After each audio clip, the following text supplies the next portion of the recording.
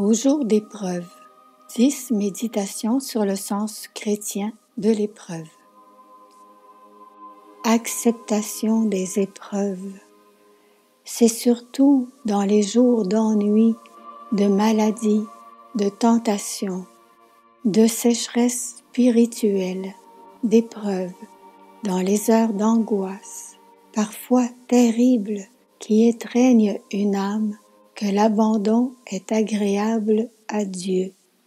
Il y a une somme de souffrance, d'humiliation, de peine que Dieu a prévue pour nous, afin de compléter ce qui manque à la passion de son Fils.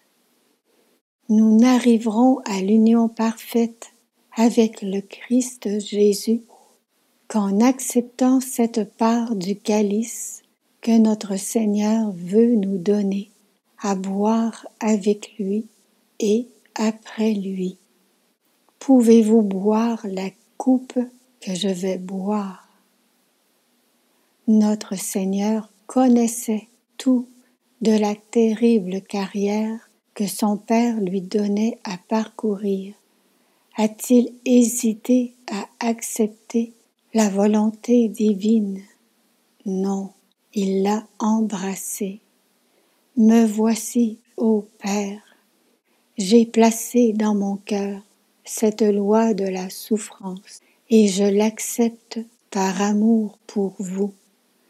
Verbe de Dieu, sagesse éternelle, le Christ a prévu la part que nous devions avoir à sa passion. Qu'y a-t-il de mieux que de nous livrer avec lui à notre Père pour accepter cette participation aux souffrances et aux humiliations de son Fils Jésus?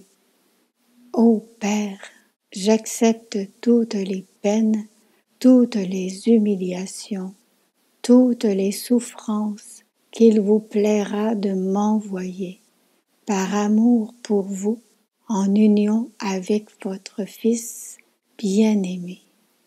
Si nous pouvions toujours nous maintenir dans ces dispositions intérieures, ne pas nous arrêter aux causes secondes, ne pas nous demander avec murmure dans les contrariétés pourquoi cela se produit-il, mais nous élever vers cette volonté suprême qui permet tout et sans la permission de laquelle rien n'arrive.